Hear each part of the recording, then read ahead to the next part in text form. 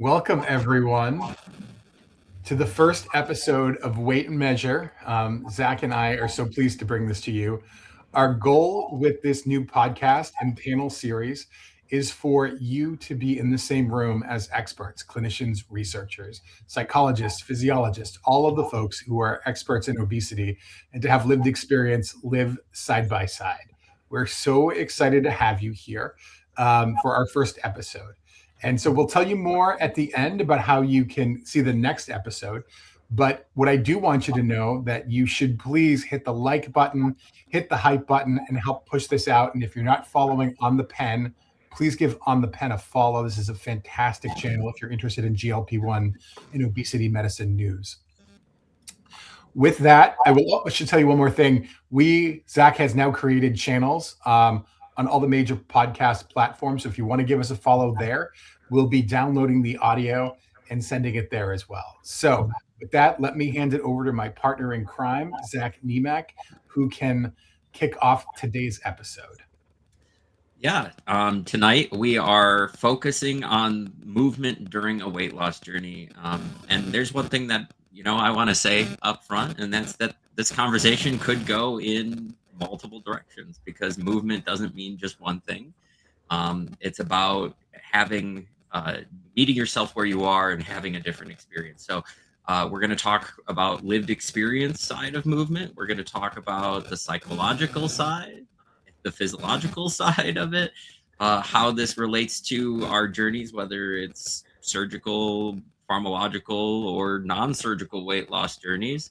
It's all valid. It's all important. And we're even going to talk on composition and maybe even recomposition. And if that word is even still the right word that needs to be used these days. So throughout this, we want to keep it grounded in what's actually helpful for you guys watching tonight. So feel free to drop your questions into the chat. We will try to get to them if we can. But we're bringing this for you, the audience. So why don't we ask our guests to introduce themselves? Can we start with Dr. Renee Rogers?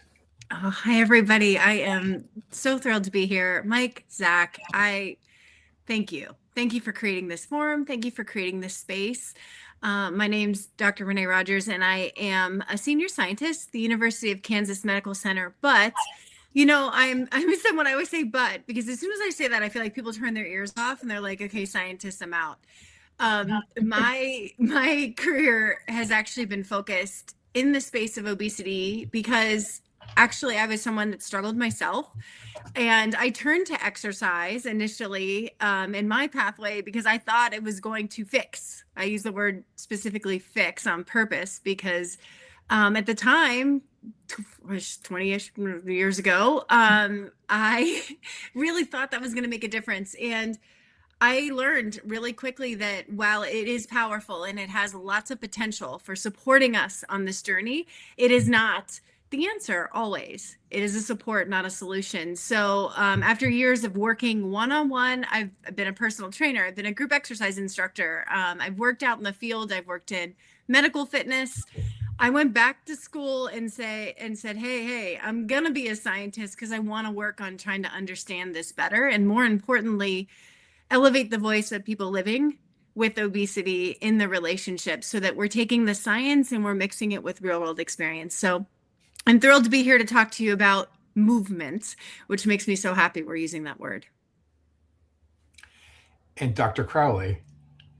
Hi, guys. I'm really excited to be here. I'm Dr. Nina Crowley. I'm a registered dietitian and a health psychologist. I'm a former bariatric surgery program director, and I now work for a company, Sika, that makes body composition equipment. And I get to talk about all of the things that I'm passionate about all day long with healthcare providers, but I don't see patients anymore, and I miss that part of my job. And so I've been really excited to stay connected to that through the Obesity Action Coalition, and more recently through my relationship with Mike and Zach. And so, yeah, I'm here for all of the conversations you guys want to do. Rarely am I excited to wear a blazer on a Friday night at 7 p.m., but for you guys, I will. So I'm really happy to have like real conversations that mix patients, clinicians, and those of us that are both and all of those things. My background in nutrition, my training in psychology, and my passion for body composition make me excited to answer all of these type of questions and really just get into it all with you. So I'm really excited to be here with everybody. Thank you for having me. Thank you. And finally, the Beyonce of the TikTok community, Jamie Sler. Can you introduce yourself, sir? Although I think everyone in the audience probably knows who you are. I was on a treadmill yesterday, which, as we know, I avoid treadmills religiously, but I had to be on it for something, and there was a fan, and it was blowing air up, and I called it my Beyonce fan. That if I only had hair, it would be flowing in the sky behind me. But well, my name is Jamie Sler. Thank you so much for having me, and congratulations, Mike and Zach, my friends, for this awesome new show. I do not know which one of you is weight and which one is measure. But, like Cagney and Lacey and, Rizzoli and Isles, I guess we'll figure out over time. I was thinking Bert and Ernie, no? I know which one is Bert and Ernie, though. I know which one is which. Anyway, so I'm really excited to be here. So I'm here. My highest weight was 652 pounds. I've now lost over 370. I use GLP-1 medication. And over that time, I also incorporated movement, mostly walking and resistance training, into what I do. And as I have done that and started sharing my story since this last summer, I decided that, people ask me questions and I'm giving my advice, at least from my experience. I decided I needed to do more. And so I went through all the certification process to become a certified personal trainer with the National Academy of Sports Medicine, as well as a certified nutrition coach and wellness coach, and spent the second half of last year just doing that. Now I work closely with the National Academy of Sports Medicine, which certifies it's the premier certifying agency for personal trainers. They've certified 140,000 of them, and I'm now working with them. I was just in Phoenix, where their headquarters is, yesterday, specifically about how do we change the fitness industry to be more open and better for folks who have obesity or overweight, and or people who are using medications to treat that disease. And that's sort of the primary focus of my life now, and I'm excited to talk about it. But thank you for having me. Thank you for being here. Zach, do you want to ask the first question? Sure. Let me just get back to it. Jamie, you are actually, because of your Beyonce status here, the first question comes to you. And that is actually what your relationship with movement, or what was it earlier in your life, and when did it first begin to change for you in this journey? Sure. I apologize. I'm a little tired. I recorded yesterday 12 straight hours of content. Wow. Literally nonstop for 12 hours. And so if my voice is more sultry than normal, we know why. It's because I've lost my voice. But in terms of movement, I started gaining weight when I was 9 or 10 years old, and gained a lot, especially as a teenager. I played a lot of football when I was younger, in junior high and into high school, and did that. I was, the lineman, those are the big guys that are right up front. And that's what I did. A few times through my life, I had, like many of us, a not good relationship between exercise and food, where I would use exercise to basically burn off the calories that I was eating. And I now know that that is a horrifically backwards way of looking at it. But, over the course of time, I did that. And so there were probably 3 times in my adult life where I really got into fitness at the gym, weightlifting. I'm currently in one now. I've been doing this, working out at a gym 4 days a week for the last 3 years now. But the first 2 times I injured myself because I didn't really know what I was doing. I was pushing myself too hard. And I always had a situation where if I had an injury while working out, it would cause me to give up everything. And now that I coach people as a personal trainer, I see that same thing happening, and we're able to divert that and separate those things from stopping you. We don't want injury to stop you altogether. But I now have what I think is a very healthy relationship with movement. I love using my body. Like many of you who struggle with obesity or weight issues, you know that your body, for many of us, is a prison, and it does not let you do the things that you want to do. And now I just have constant joy and gratitude all the time because I can walk a few extra feet more now than I could a few months ago, and certainly way more than I could a few years ago. And I really love challenging myself in the gym. But I encourage people, do not copy me. Don't think because I've had the success that you have to go into a gym 4 days a week. I started with just standing up and sitting down a few times in a chair from home. That's how I started my exercise, my working out. So don't copy others you see. Certainly don't copy me, because I'm 3.5, 4 years into my journey. Some of you might just be starting. Start with where you're at, not with where you necessarily want to be. So, Dr. Rogers, can you talk a little bit about what came out today and sort of what the research is now showing around movement? Yeah. So specifically, we're going to talk a little bit about resistance training and that piece of it. So a really big thing happened, and it's actually been across this week. It's really been highlighted is the new American College of Sports Medicine has revamped what we call our consensus statement around resistance training. And what that means basically is they've taken all of the science that's out there and they've really put it together, and they've had, expert people really take a fine-grained look and say, what do we know and what do we not know about resistance training? Because unfortunately, sometimes what happens is that we find that we like to call this cherry picking, right? We'll grab one study that tells a really good story, and then we'll just talk about that, right? Like, this high intensity interval training is burning a lot of calories, or if you don't lift heavy weights, you're not going to get gains, right? You'll see things like that, and it's very quickly simplified into a short, quick video, and we all go, okay, that's the workout that I should be doing now. And we get into that should mindset, right? And Jamie said something really important a second ago, which was what I do isn't necessarily right what you should be doing. And I think that's what we're seeing in this really exciting new consensus paper. It says it's about lifting weights. It's about moving your body. It's not that there's one perfect way to do it. And when it comes to resistance training science, there's a few things that, Jamie and I could both talk to you about, which is, the idea of lifting more weight. Somebody said that they just finished a kettlebell workout. I love that. That's, you're lifting more weight than you normally would, which is what we like to call overloading your body. And then over time, we progress you to be able to lift more. But again, it starts with lifting a little more than you did before, and then progressing from there. Not, I've got to do kettlebells or I've got to do that perfect workout. So it's really exciting to see the latest research come out and say, all of it's good. We need to match what works best for you and the human standing in front of us, because moving is what makes a difference. So it's really exciting to see that coming out, and the exercise world starting to say, it's not this method's better than that method. We're thinking about it as, we need to figure out how to help you find a good relationship with movement. Thank you for that. Honestly, my first time in the gym was Jamie taking me to the gym. About 4 or 5 months into my journey, I was at the OAC and was at the Washington, D.C. hotel because I'd been so intimidated by the gym. My relationship with movement had been a mess. It had never been a positive experience.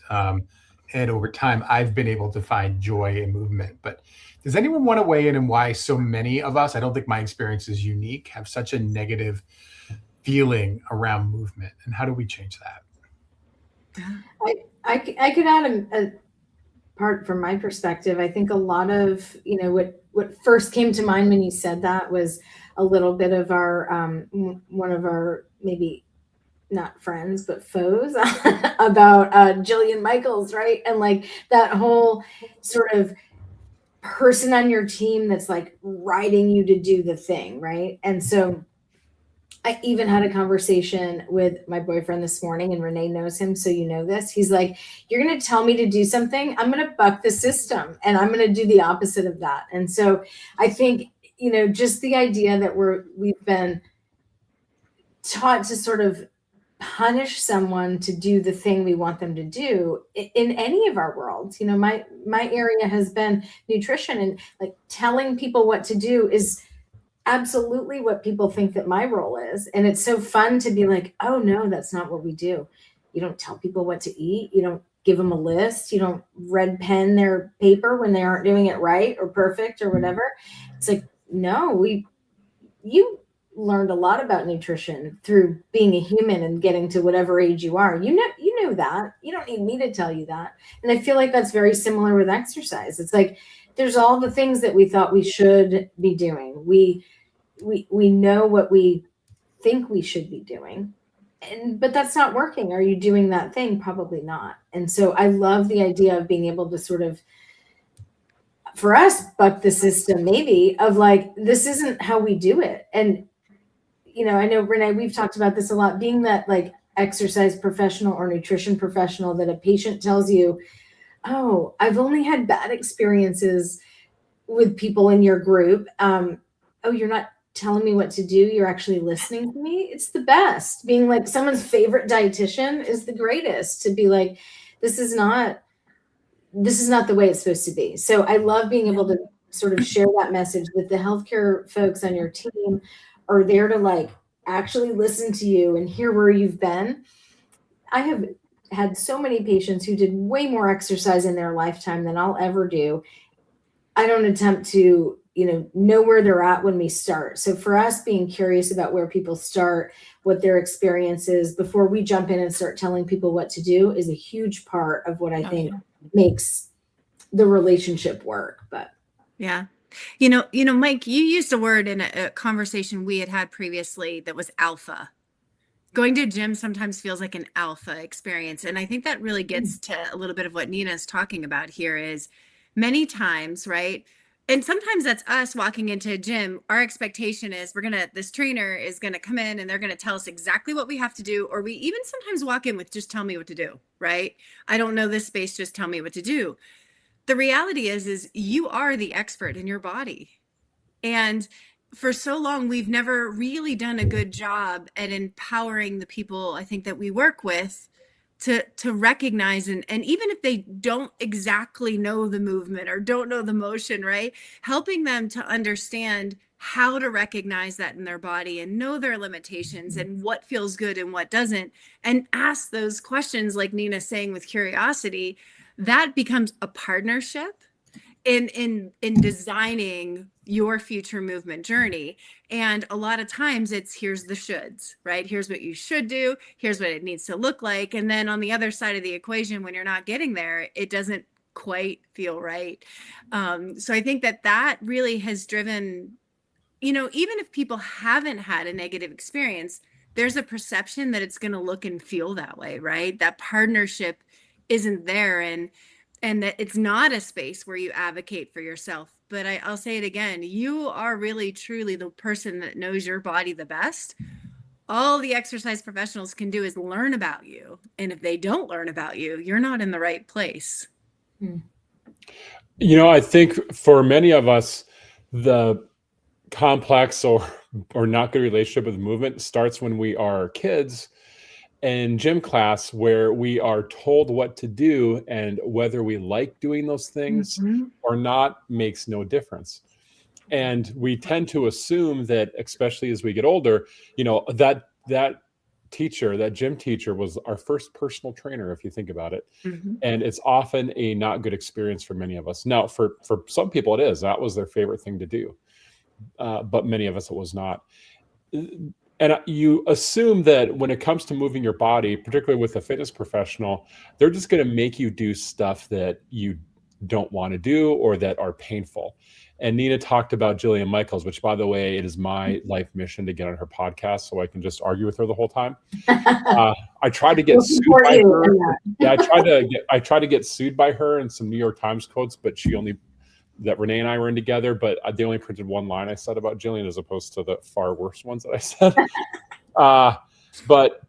So when you are young and that's what your first experience is the gym class where you're told what to do, and then you turn on TV and you see people who look like you being screamed at by someone who's supposed to be the preeminent personal trainer on the planet, you assume that if you go into your local gym or find a coach online, that that's what it is. They're going to tell you to do stuff you hate, and they're going to yell at you while you're doing it.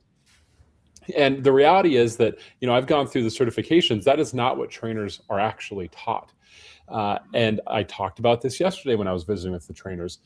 One of the pillars that is taught to you is the letter E for enjoyment, which is the single most important movement that you can do, especially when you're starting, has everything to do with what you enjoy doing. Because a movement that you enjoy that's not as effective, if you're looking at just pure results, is not as effective as some better movement, is great. Because if you do something you enjoy often, that's much better than doing the perfect thing never.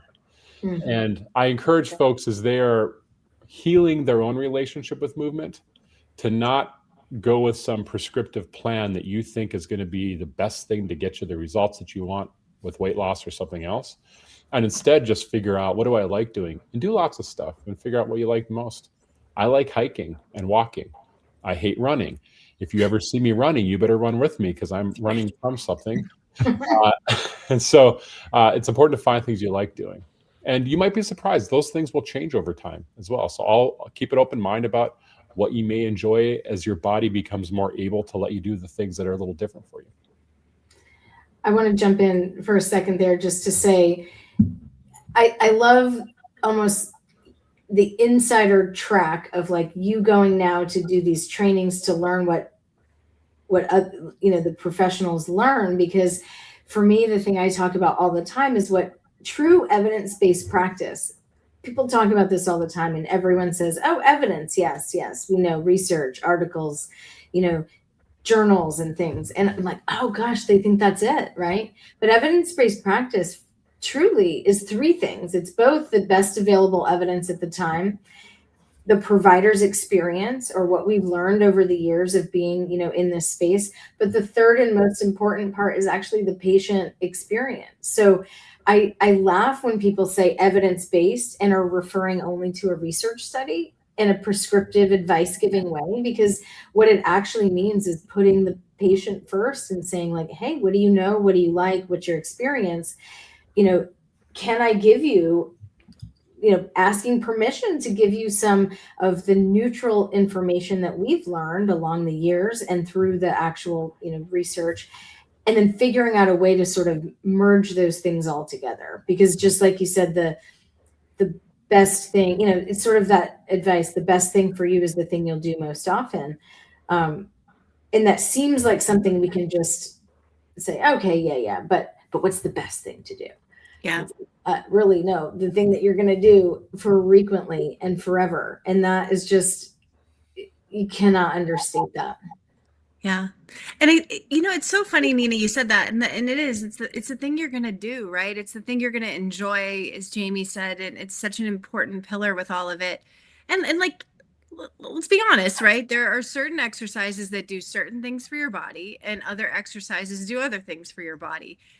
But when it comes to thinking about obesity treatment and our weight and health journeys related to that, there is no real one single thing that's perfect. And if we think about this as being a complex chronic disease that is variable across each individual and their experience and their trajectories, why would we assume that exercise would be as simple as this one perfect thing that you do that would fix it, right? So if we really acknowledge this thing as a complex disease that it is, influenced by lots of things, why would we simplify exercise as being this as easy and simplistic? It's personal, just like our treatment journeys are personal. And I think that biggest point, and I love Jamie and Nina's points there, is it's got to be the thing you enjoy at the end of the day. That's the true personal beauty of all of it that's going to keep you motivated.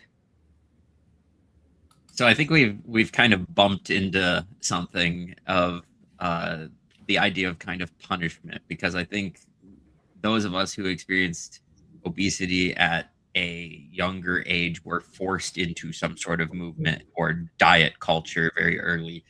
And so I'm going to open this up to the whole group as well, which is, what happens psychologically when exercise is actually framed as a punishment?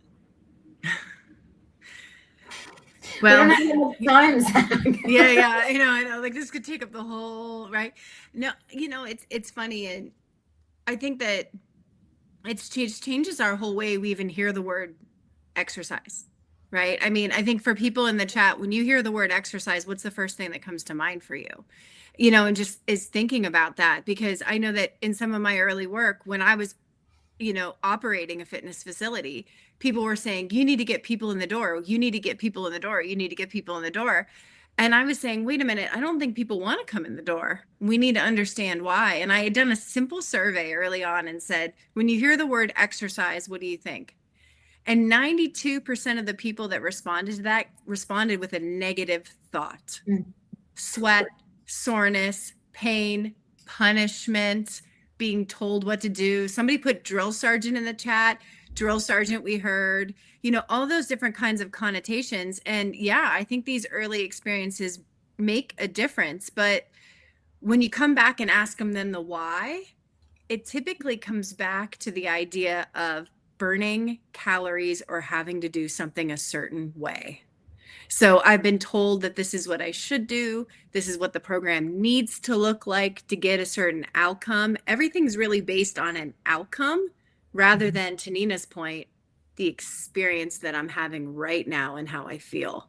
So I think that's that difference between it's always this thing that I should be doing versus how I'm feeling right now. So it doesn't quite feel like torture or punishment in the moment.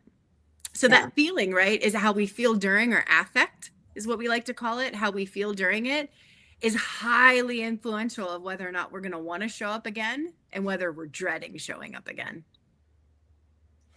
Yeah. And I would say too, the punishment and the obligation feel even is just, it's part of what we all learned. And they're just like in other areas that maybe aren't even health related.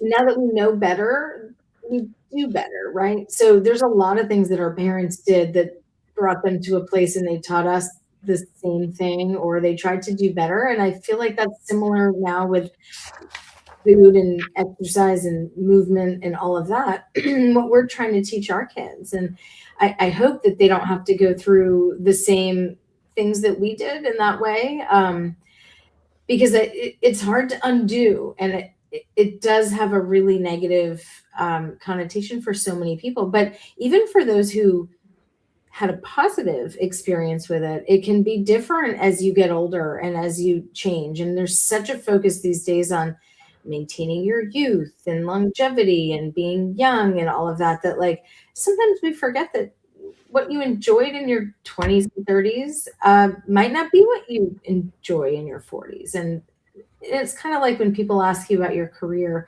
what's the thing you could do and not feel like it's work? I feel like that kind of can apply here. What's the movement you can do? And you're like, exercise? No, I didn't. But, I did walk around and, I listened to a podcast and I talked to a friend and I did that. Well, yeah, you moved your body all day. But if you didn't consider it exercise, that probably means it was enjoyable movement for you in some way. I remember when I was in 7th grade, I had a teacher, and this is not a knock on her. She was a fantastic person. She, looked very healthy, and she went jogging all the time. Like she was always out running. And I remember someone in class asking her why she did that so much. And she said, well, I really like to eat a lot.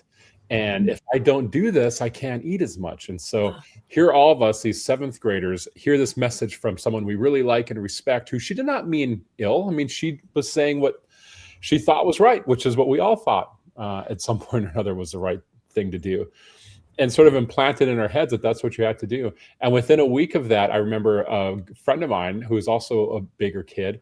He and I started getting up really early in the morning to go jogging around the track at school, because that's what she did. And we had seen her at like the little pizza buffet. We're like, well, she gets to go to the pizza buffet and goes running. We gave up after about a week, which was the first of about 8,000 times in my life. I'm exaggerating, or I'm not exaggerating. Maybe 12,000 times in my life where I started and gave up on something when it came to the fitness aspect, because I was just tied in an unhealthy way. The other reason it sometimes feels like punishment is because we do things that are physically painful. And you are watching this and someone who's just starting out, or like Jude said, they're about to go to the gym on April 1st.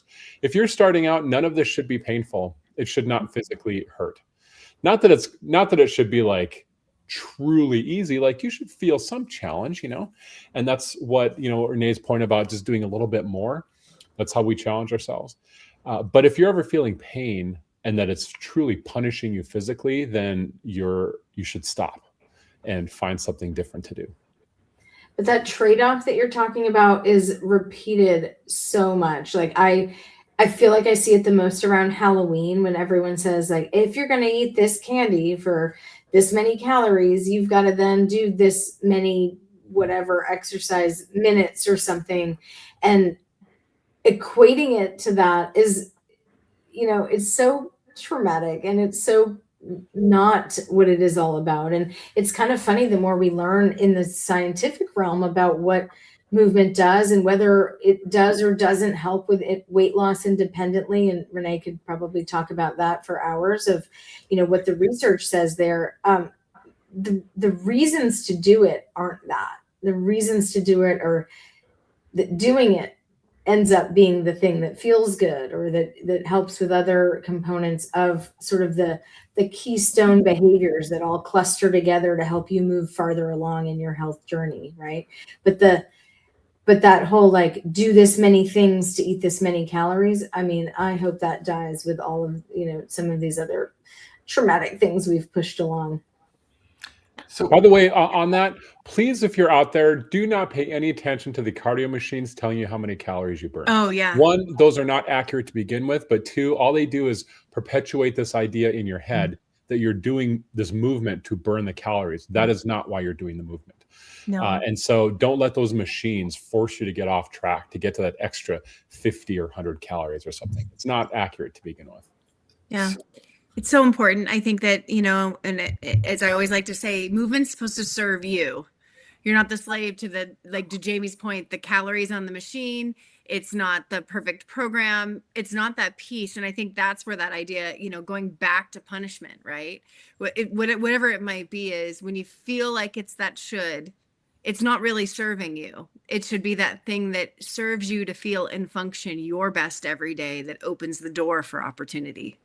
What you can do with your body. And Jamie said something when he was first saying it, he said, using my body. And I love that phrase, Jamie. That was so great. I love using my body, and exercise should help you to be able to use your body better every day to experience the joy of life and experience and have the best life you possibly can.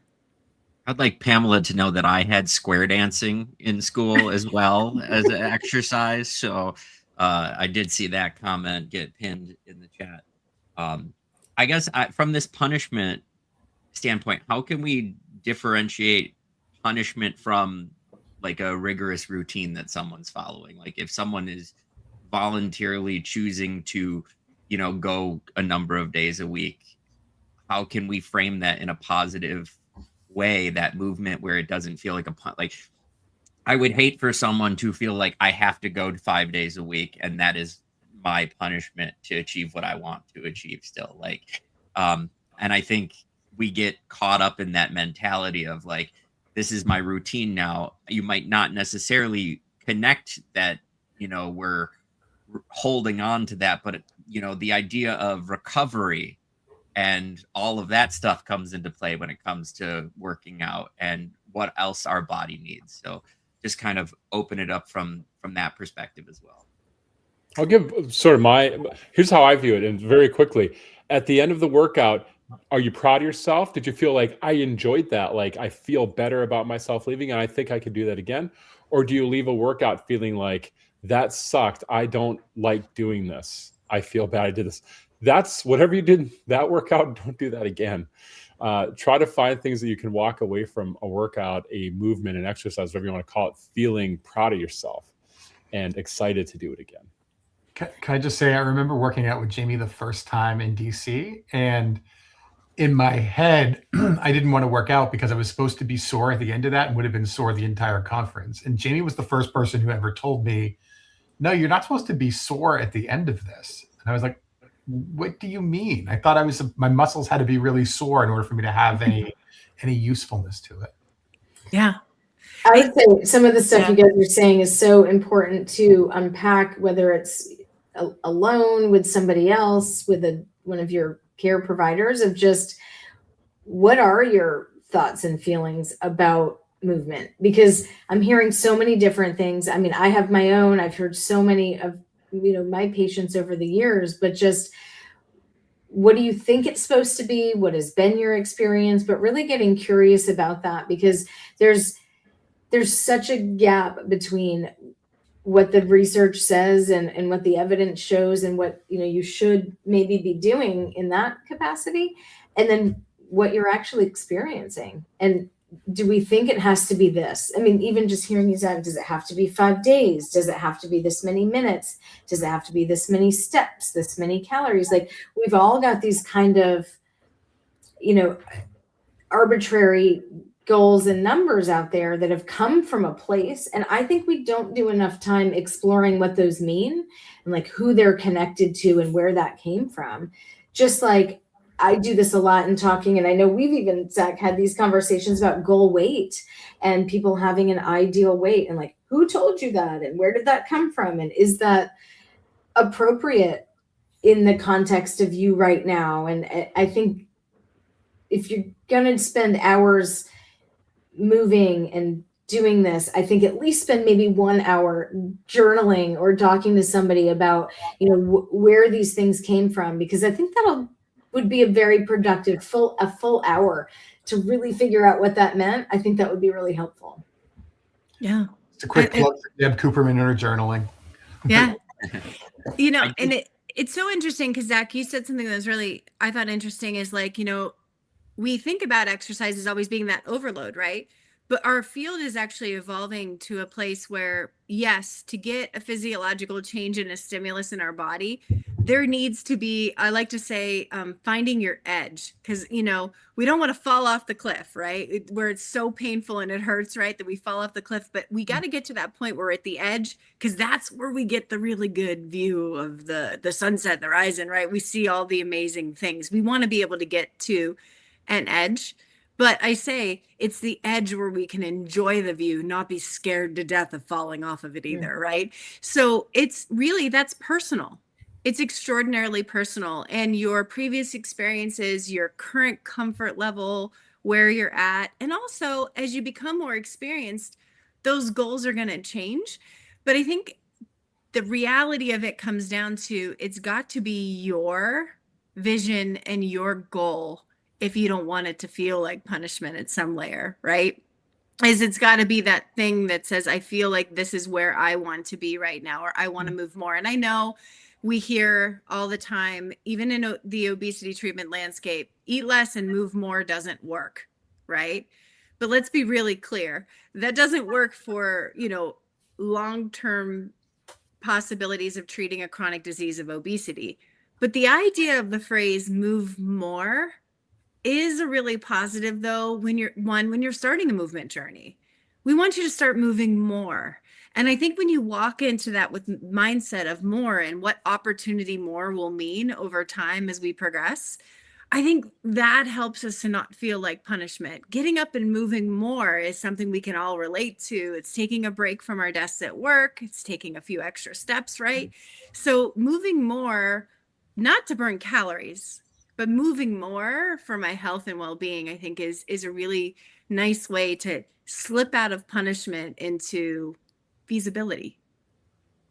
So one of the things that you hear a lot about in the online community these days is body recomp. It's one of the reasons people get so excited about Sika scans and DEXA scans, is they want to see that there's a gain, right? Because once you start on these GLP-1 journeys and the scale starts to move, a lot of people get stuck in a mindset of numbers, right? Can you talk about body recomp and what that means and what an actual use of things like a Sika scan are actually like, or a DEXA scan or anything like that? What should they actually be used for?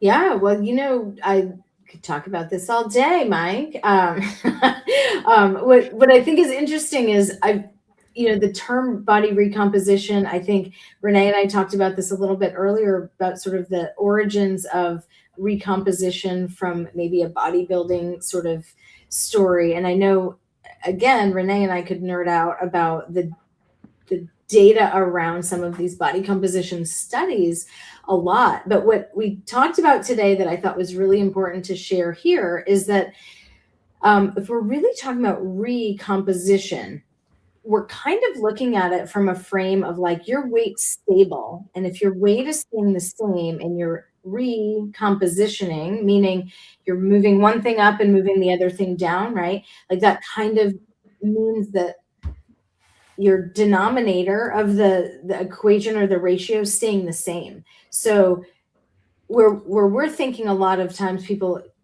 on a weight loss journey, on a weight health journey, are losing weight, but they're also we're hoping losing more body fat, maybe not losing as much of muscle, not losing as much of their fat-free mass, which is that bigger number of all the things, muscle, water, skin, connective tissue, all that other stuff. We've got to kind of think about what that means, because recomposition would mean you're losing fat and you're gaining an equal amount of muscle and maybe your weight is staying the same. And that's not as realistic in a time where you're on a lower calorie, calorie deficit because of all the things that we're using biologically to change that. And so some of that is in the language. And I know we're sometimes the semantic, not the police, never the police, but the semantic enforcers, curiosity folks, right? But the recomposition can sort of be a frame for, we're trying to lose weight primarily from our excess unhealthy adipose tissue. And if we lose a little of the other stuff along the way, the question really is out. Is that bad? Is that okay? Are we okay if we lose a little of our muscle, if it's maybe the unhealthy muscle tissue that's not getting better during that time, anyway? And so I think that's an important part to consider. We can get really deep into that, but what I love to really think about is that the average doctor's office, physician, advanced practice provider, clinician's office doesn't actually have a way to help you look at your body composition. And so to me, before we can really dive into the weeds on this, we really need to be just doing the basic first baseline body composition assessment to help people see where they're at before they start a journey. Because we make a lot of assumptions about, this could be that, and you want to lose this and you don't want to lose that, but we don't know. I mean, when you think about a person who's carrying excess weight, you're carrying excess everything. So it's not just excess unhealthy adipose tissue, but you're likely carrying extra muscle, extra fat-free mass, right? So when you lose weight, we want to think about where that's coming from and what you want to hang on to, and how hard it is to actually put on muscle. So someone who has, and I know, 2/3 of your body composition here, because you've sent me your reports or we've looked at them together, and so, like, for example, Mike, you might have more muscle or fat-free mass than Zach, right? And so does that mean it's at a higher percent? I'm trying to start a little war here, okay? Can you confirm that? I would like to have that on the record. You might have more muscle, you might have more fat-free mass, and at a different age and category. Like, these are all things that are very personal, right? Mm-hmm. You're not expecting someone to blow you up on the internet and talk about that publicly to your friends. Nina literally knows Zach and Maya's entire body composition. She has like 3 DEXs and 3 Sikas from each of us. So don't mess with me, because I'll out you. Actually, Nina, I have a question for you about this. So I think one of the challenges that many folks have when it's good to get a baseline, like, where are you starting from? And so I think investing the money in a DEXA scan or Sika or whatever is a good idea. The problem is many of those devices, including the less expensive at-home devices or the in-bodies at the gym, whatever, they often have limits for weight that don't make them accessible for everyone. I know. And 350, 400, and there are many folks who are above that. I'm not sure. I mean, you work with Sika. I don't, if you can tell us what that limit is. Yeah, and ours I'm is curious, 800. you or Renee, your thoughts on like, how do you get a baseline if you can't even use the machine to get it?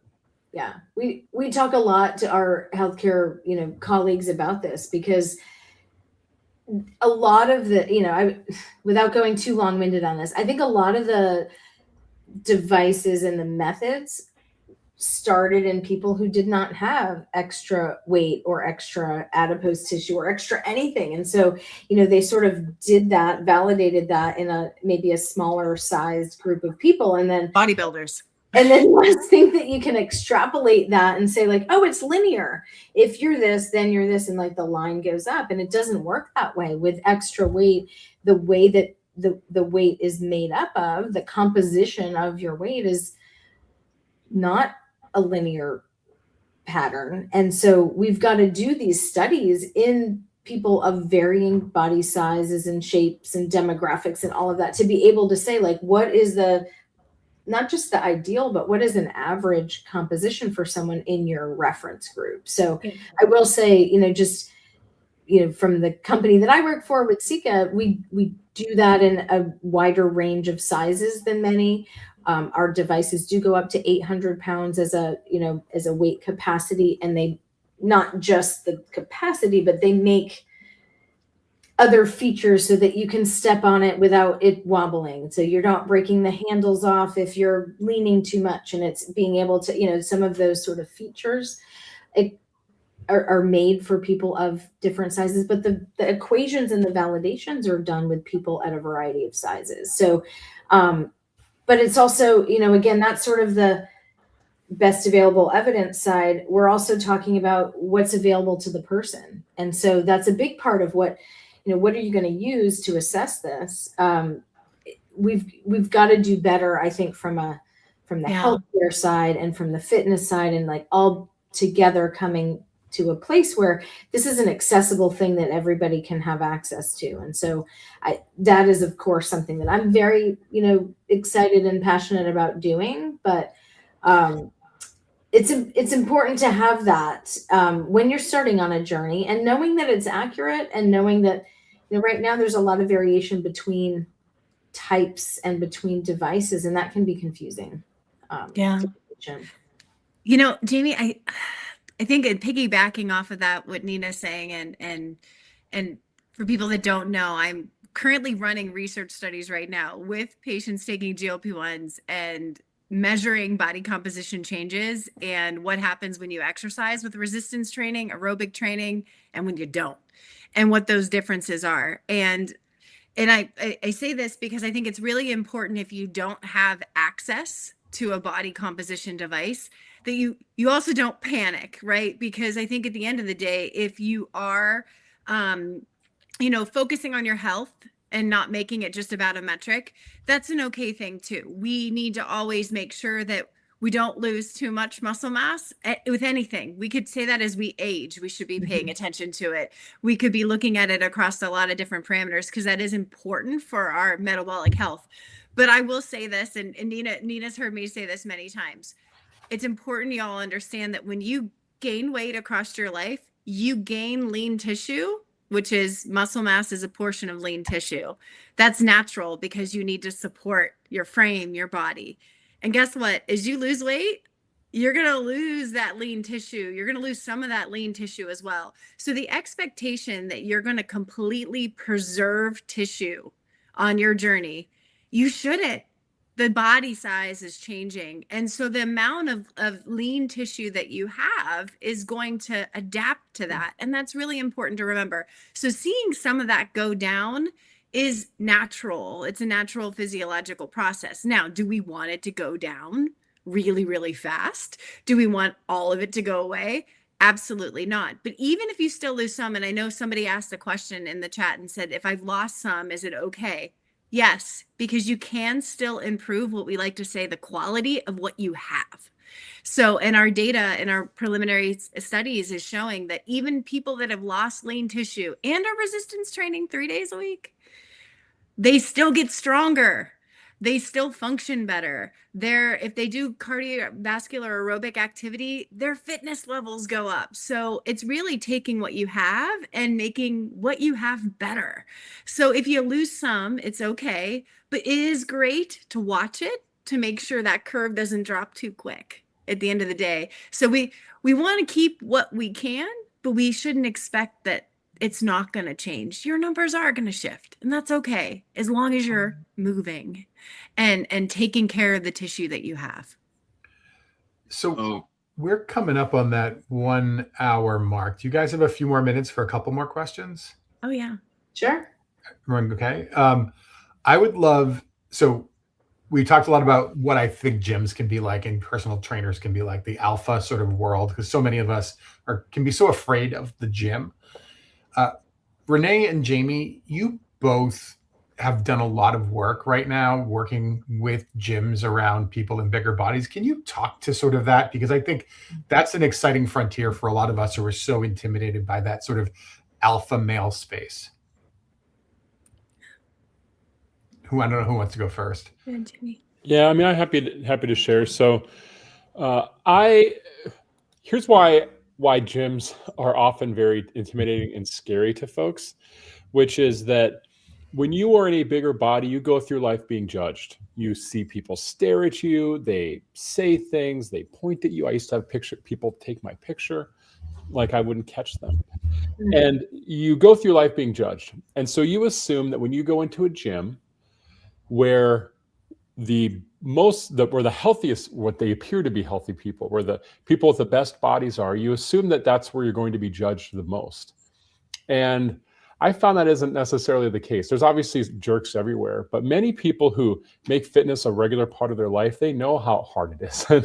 It doesn't mean they're going to, give you a pat on the back. They don't want to be patronizing, but if they do notice you in the gym, they're just thinking like, hey, way to go. That's what they're thinking in their head. And that's even if they notice you. Often they won't, because they're just really focused on their own thing. And I tell you, that is someone who works out at a gym 4 days a week. I cannot even tell you like who I saw yesterday, and so that's why it's scary when you get in there. That is compounded by online fitness professionals who have no education or certifications for the most part, who are on there trying to, they trash GLP-1, or they talk about folks who have obesity being lazy, stuff like that. I can tell you, at least, the work I'm doing with National Academy of Sports Medicine, I'll tell you how it got started is I signed up because I wanted to educate myself. They recognized my name from being on a number of podcasts and reached out. I got on a call with the CEO. This is the CEO of the organization that certifies most of the trainers in the country. And we got on a Zoom call, and he said that he had lost a significant amount of weight and he had significant obesity a few years ago and has used a GLP-1 and movement. The head of the gym bros uses GLP-1 through his doctor, and I won't tell you which one, but he's changed his life. And now he's made the mission of his organization to bridge the gap between people like us and the fitness community, and is engaging folks like us in here. So I get why we look at those people and think that they're scary and gyms are scary places, but fitness is for all of us. Like, fitness is for all of us, regardless of the size or shape of your body, regardless of what your goals are, regardless of what you're able to do. Fitness is for you too. And it's a personal relationship. And please don't let the fear of judgment stop you from finding the joy in movement. It's worked for me, and I know it has for Mike, who I've worked out with multiple times. It has for Zach, who's now, added 10 pounds of muscle by some miracle in the last 6 months. So it's like, there is hope out there for you. You just have to not be scared to start. Yeah, Jamie, I just love everything that you said, and I think that it is true. I mean, I know I'm a fitness professional, I'm an exercise professional, and I know that the reason why people join this field and get the training and take the time to learn is because they want to help you. They really do. It's just maybe, and I just recently presented on this, is unfortunately a lot of the training that exercise professionals have received very little of it from accredited organizations like, American College of Sports Medicine, like Jamie's talking about, NASM and others, right? They do not, their certifications, maybe 3% of their content is focused on working, with obesity, understanding obesity. And a lot of it isn't really focused on the needs of people that may be living in larger bodies or the psychological and mental health aspects of weight bias and stigma and recognizing that in environments. But we're changing that now. And just like Jamie's doing wonderful work, the American College of Sports Medicine just launched an obesity care exercise specialist certificate that involves everybody from across the obesity treatment care team. And we talk about all these different aspects, but more than anything, more than having experts and science leading the conversation, it's rooted in lived experience, is rooted in your experiences and what we have learned from you and your voices, so that it is person-centered care. And I really am hopeful that it's going to shift. You're going to feel that shift because, like Jamie said, there's interest. The fitness community, the exercise community wants you in their spaces. They want to help you and they want to welcome you in. And I think we're going to see a really great turn. I'm so hopeful for all of you that we're going to see this happen, but it's moving in the right direction. But yes, we still have work to do. We still have things to do. And I encourage you all to advocate for yourselves. If someone doesn't take the time to ask you questions about your experiences past, so you can tell them about gym class and the presidential fitness test that you hated, and you can tell them about something that didn't work for you, or you can openly talk to them when an exercise doesn't feel right in your body, you're not in the right place, and there's going to be another space for you soon. I have to say, I would say just shop around for a personal trainer. Granted, I don't have one here in Boston, but having worked out in Fargo, North Dakota with Jamie's personal trainer, my God, there are good ones out there. Oh yeah. I think there's a lot of talk about the 20% of people are attending a gym, right? But I hear that 80-20 rule a lot. Like they're trying to get the 80% in, right? And I think I know we try to always bring this back to advocacy, but like I think some of the advocacy we can do, and for those of you who are in this space and feeling confident and being able to have that conversation, is go to a place, and if they suck, talk to them about what makes that an uncomfortable space for someone like you, and how, hey, if you want more of the people like me who are trying to get here but feeling unwelcome or uncomfortable, here's how you do it. And it's simple. It's like as simple as representation and environment, and doing things in that direction, they can get more people, right? Surely they're interested by sales and numbers and people paying memberships and keeping them. And here's how to do that. So I would say if you're at all willing to share your experience, good or bad, that would be a place to sort of use your voice to advocate for others like you in a fitness space as well. I mean, this week alone, I was signing into my gym and the two employees at the desk stopped me and asked me to come back to the desk because they wanted to ask me about my picture, because the picture was when I signed up for my gym membership still.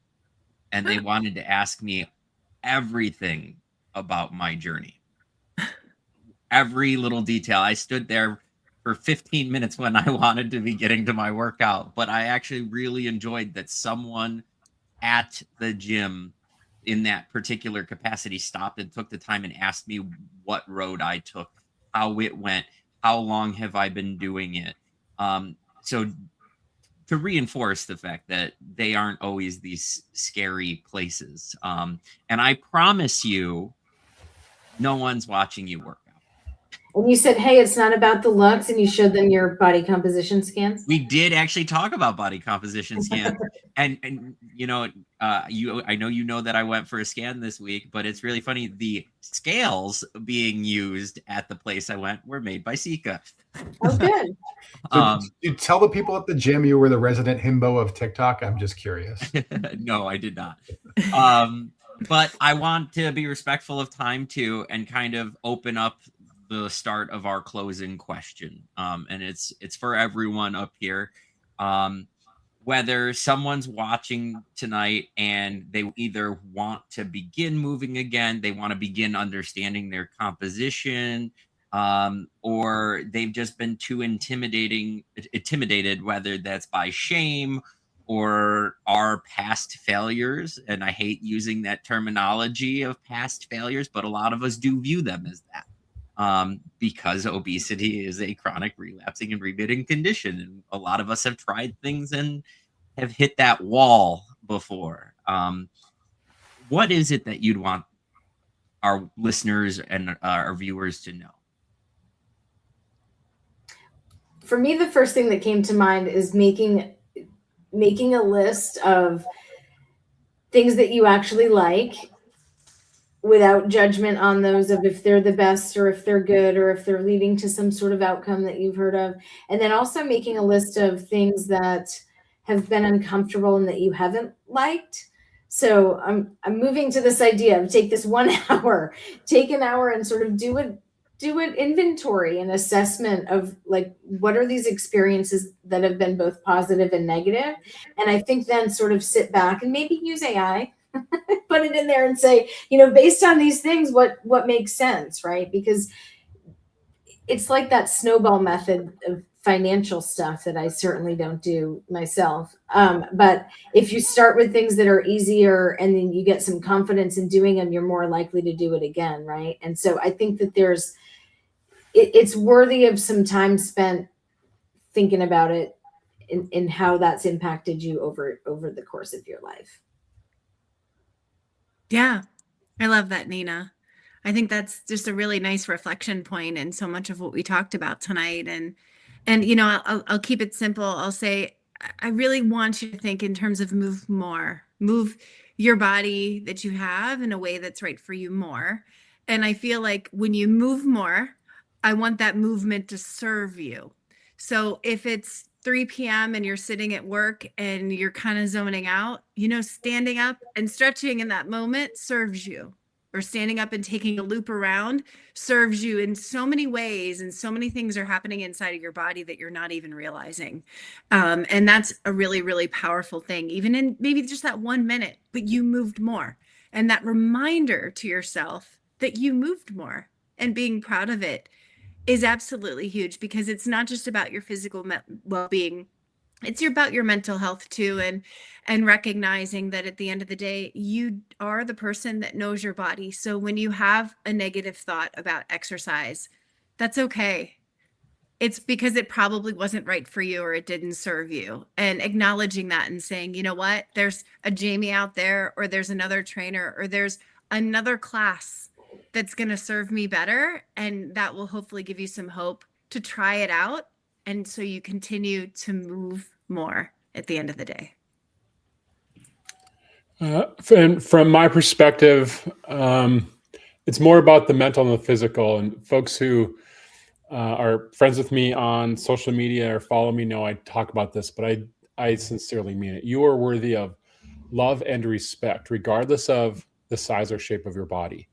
You at your largest, at your before, you are just as worthy of respect at that size as you are at whatever you envision the perfect size for your body to be.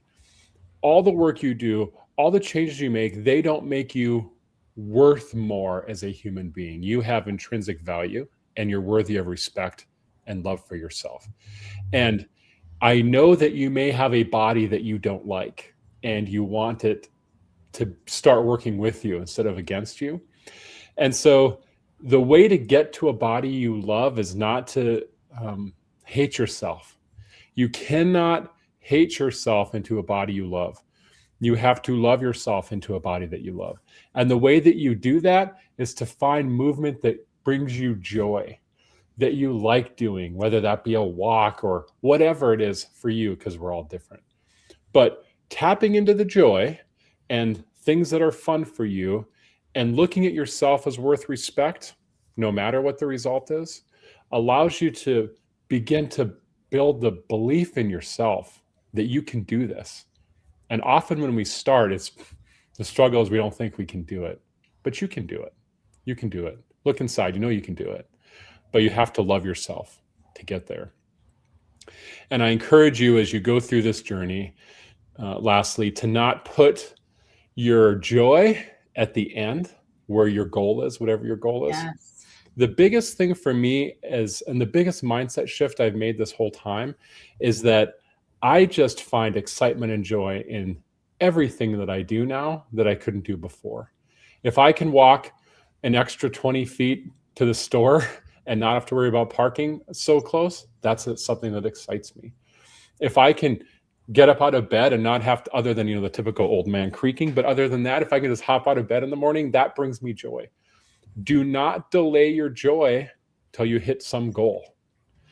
Find things that you enjoy now and feel gratitude for what your body can do today.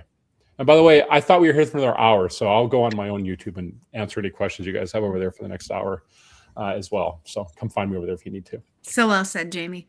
Yeah, thanks. Very well. Yes.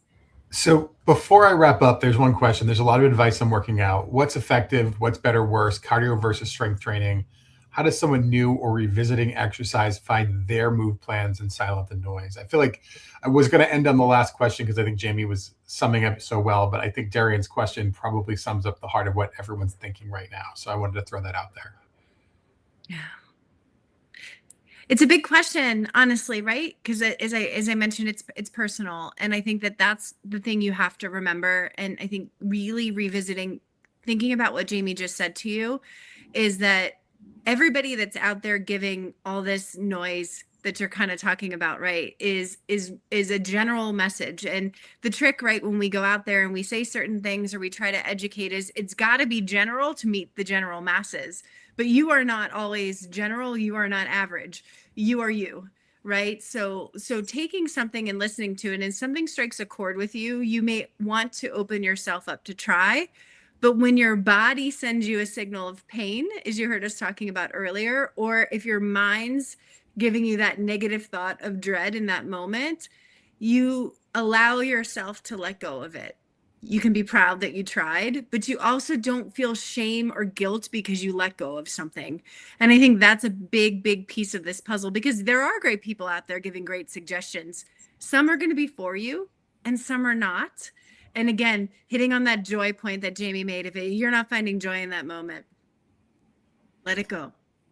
Yeah, I think that's the overall lesson here is find the joy in movement once again. I want to thank all of you. Dr. Wait, I had something to say. Are you cutting me off? Hey, Dr. Crowley, what would you like to end our son? I was just going to say, first of all, I love that you put advice in quotes because you're getting us that the language is important. And this happens again to me a lot in the nutrition advice category. And people, I would just say, this group and this team has given me such a more positive way of thinking about sort of how social media can be nuanced and understanding, because a lot of what I see on social media is people claiming to or being expert, and that's in air quotes if you're listening and not watching. They're claiming to be experts and they're claiming to give advice. And it's very rare that actually a really good expert like someone, like Renee, like Jamie, are giving advice. Like, advice is top down, telling you what to do, right? I mean, if you have a partner at home, what happens when they tell you what to do? Right? Or anybody. Telling someone what to do is easy. And you can do that on a channel to 1 million people. It's not the advice that's going to resonate with you. It's taking your story and your individual you and saying, what do I like? What do I want? What have I done before? What have I had success with? What's off the table? What have I never even opened my mind to? And being curious about that, and then trying it and seeing, an experiment of what might work. So I would say the red flag is if it's advice, like Renee always says, it's not a one size fits all. It's one size fits none. It's do you know me? And what do I like? And then what am I willing to try? And then see if it works, right? And that's a dance, and that's an experiment, and that's the play and the fun of it. And so that's where you can get to what is going to work for you as the person. So that's all. I love the fun of it, right? And that's been, for me, the part that surprised me the most was that I could start to find fun in moving my body again and finding joy in moving my body again. So again, I just want to thank you all for being here tonight, for the debut of Weight and Measure. We're so grateful, and we're so grateful to Dave Knapp for allowing this panel series to exist on his channel. We'll be coming to you every once in a while, and you'll get notice when we go live. It's not going to be a set date, but I can tell you that Zach and I and Nina are heading to Montreal next week. Me too. And Renee. Renee, you're coming over? I did not know you were going to Montreal. Oh, yeah.